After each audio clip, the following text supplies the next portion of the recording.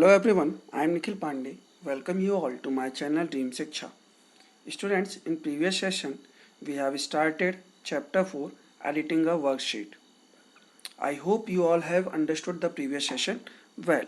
In today's session we are going to continue the chapter with part 2. So let's start the session. So the first topic is using undo and redo feature in page number 23. Now, after making modification in a cell, you may wish to cancel the changes and retrieve the previous data. To retrieve the last action which you have performed, use undo button on the quick access toolbar. तो जैसे ही आप कोई modification कर ले तो cell में, तो आपको लगता है कई बार आफ्टर डूइंग मॉडिफिकेशन कि नहीं यार इसको चेंज कर देते हैं, एक स्टेप करने के बाद लगता है नहीं यार ये गलत कर लिया, इसको चेंज कर लेते हैं, तो आप क्या करते हो कि उसको कैंसिल कर सकते हो. कैसे? रिट्रीव द प्रीवियस डेटा, मतलब आप रिट्रीव कर दोगे, फिर से पुराने डेटा में आ जाओगे, है ना. कैसे आओगे? With the use of undo key. To revert the last action you have perform use undo button. तो लास्ट एक्शन में आने के लिए आपको क्या करना पड़ेगा? अंडो बटन का यूज करना पड़ेगा, जो कि आपको मिलेगी क्विक एक्सेस टूल बार में. Redo command is use to quickly repeat the last action that you have done with the undo command. Press redo button on the quick access tool bar. मान लो कभी कभी आपने काम किया और अंडो कर लिया, मीन्स प्रीवियस सेक्शन में आ गए, बट सडनली आपको लगता नहीं यार वही फिर से वापस चला जाता हूँ, वो ज़्यादा बेटर है. तो आप उसके लिए कौन सी बटन यूज़ करोगे? रीडो बटन की. ठीक है.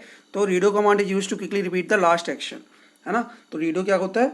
लास्ट एक्शन को रिपीट करने के लिए होता है that you have done with undo command. जैसे ही आप अंडो कमांड करते हो तो आपको लगता है नहीं यार कि मुझे फिर से वही चाहिए. जैसे कि मैंने टेक्स्ट में ए लिखा है मेरे पास और सेकेंड बी लिखा है.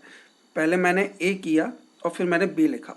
फिर यहाँ से मुझे लगा कि यार मुझे बी की ज़रूरत नहीं है, तो मैंने क्या किया? क्लिक वापस से अंडो किया. तो अंडो किया तो मेरे को वापस से ए मिल जाएगा. बट सडनली मुझे फिर से लगता है नहीं यार मुझे बी की ज़रूरत है.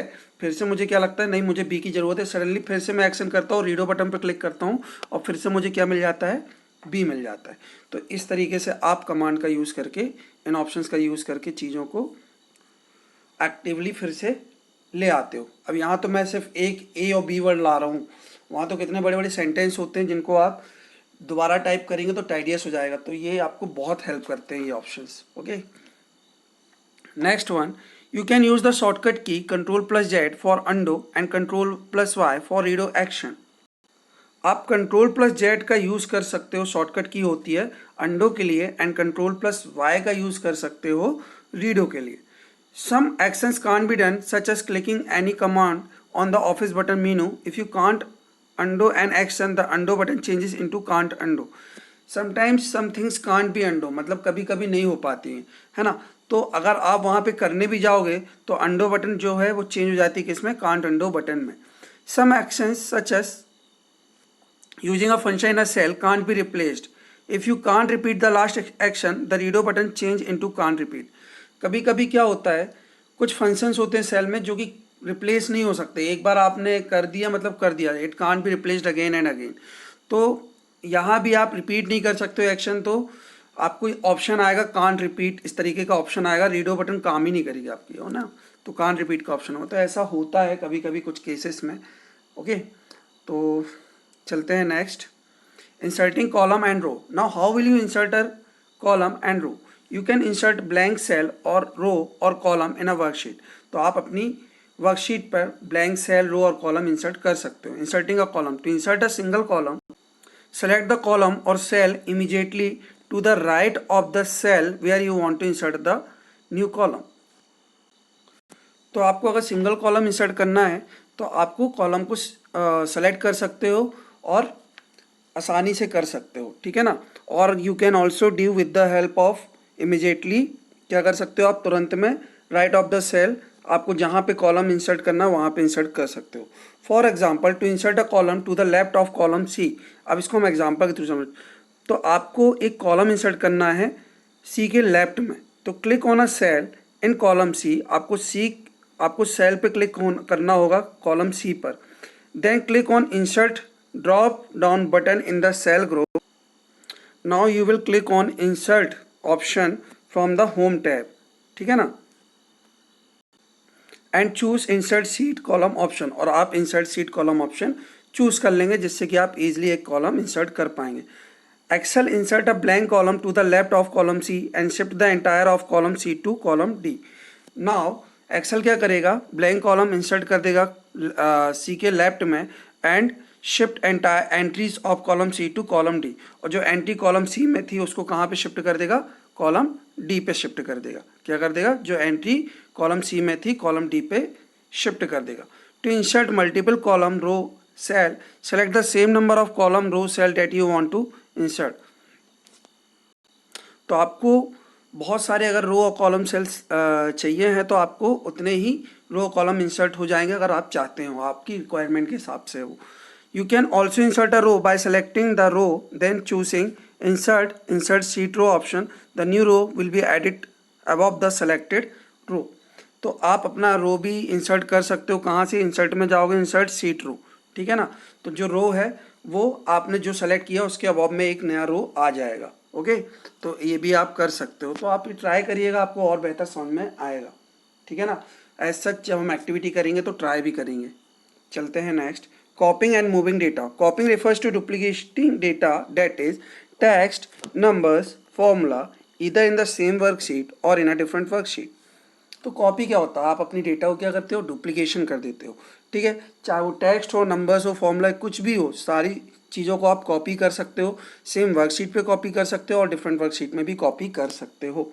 Moving refers to changing the position of a data either in the same worksheet or in different worksheet. Moving का मतलब होता है अपने डेटा को आपको मूव करना है, एक जगह से दूसरी जगह ले जाना. कॉपी में डुप्लीकेशन होता है, मूविंग में डुप्लीकेशन नहीं होता है. तो आप अपनी सेम वर्कशीट पर भी मूव कर सकते हो और चाहो तो आप दूसरी वर्कशीट में भी अपनी डेटा को मूव कर सकते हो. Now copying and pasting data. Now how will you copy and paste the data? Select the cell or a range of cell you want to copy. Let's say B4 to D4. So आपको क्या करना है, select करना है cell को या range को select करना है जहाँ से जहाँ आपको डेटा कॉपी करना है. As such B4 to D4 मुझे कॉपी करना है तो ये मेरा B4 है. यहाँ से मेरा B4 स्टार्ट होगा और ये यहाँ मेरा आ गया D4, ठीक है. ये मेरा हो गया D4. Okay, now click on the copy button in the clipboard group. अब आप क्लिपबोर्ड ग्रुप में ही क्या करोगे, ये क्लिपबोर्ड ग्रुप है, यहाँ से आप कॉपी ऑप्शन को चूज कर लोगे. The moving dash line will appear around the selected cell. तो आपको डैश लाइन दिखने लगेगी सेलेक्टेड सेल पर, ठीक है. Select cell F6 and click on the paste button in the clipboard group. The next text will be copy to the new location. तो आपको F6 पे क्लिक करना है. Then you will again choose the paste option from the clipboard और आपका जो text है वो कॉपी हो जाएगा न्यू लोकेशन पे, ठीक है. If you want to paste the same data repeatedly click on the paste button again. अगर आपको सेम डेटा को बार बार पेस्ट करना है, फिर से वही डेटा आपको रिपीट में चाहिए तो आप बार बार पेस्ट ऑप्शन पर क्लिक करेंगे, वो पेस्ट होता जाएगा, ठीक है. तो इस तरीके से आप कॉपी और पेस्ट कर सकते हो डेटा को. वेरी इजी है ना. चलते हैं next. Press escape key to remove the moving border after you finishing copy. तो आप एस्केप की होती है, ESC की होती है, उसको आप प्रेस करोगे तो आपकी बॉर्डर हट जाएगी, ठीक है, जैसे ही आपकी कॉपी फिनिश हो जाती.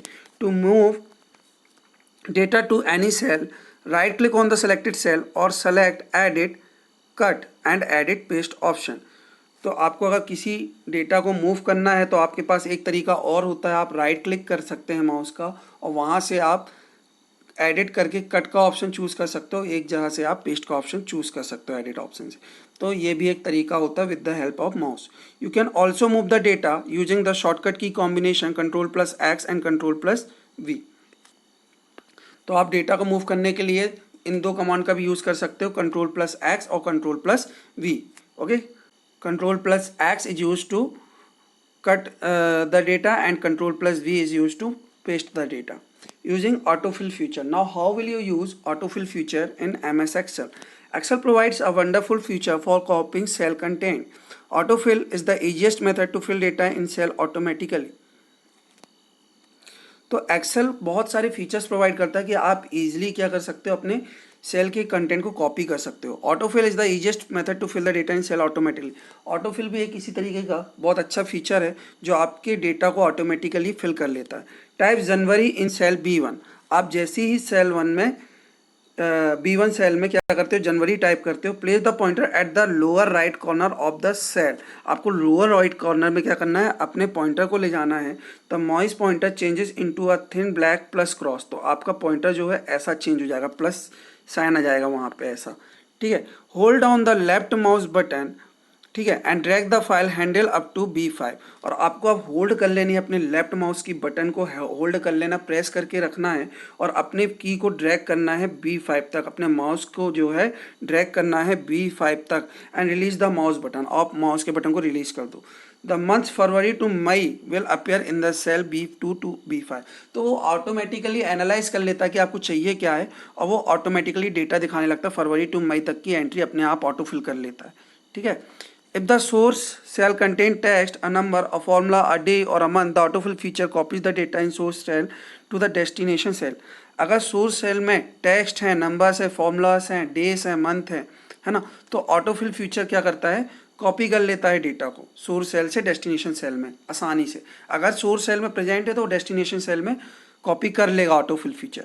In case of numbers, type 2 consecutive numbers to fill the series while using the autofill feature. Numbers के केस में आपको क्या करना पड़ता है कि आपको 2 नंबर्स कम से कम एटलीस्ट टाइप करने पड़ते हैं, ताकि कंप्यूटर गैस कर पाए कि कैसी सीरीज है, देन वो ऑटोफिल कर लेता है। तो एटलीस्ट आपको 2 डेटा देने पड़ते हैं, तो उसके बाद वो ऑटोमेटिकली कर लेता है। सो इस तरीके से हमारा चैप्टर ख़त्म होता है। आज हमने आपका चैप्टर 4 भी कंप्लीट कर लिया। In next section we are going to do the activity which will be the third part of your chapter 4, then we will end with the chapter 4 also. Okay, so guys, आज के लिए इतना ही। If you have any query, any doubt, you can simply comment on my YouTube comment box. So guys, आज के लिए इतना ही। Thank you. जय हिंद, जय भारत।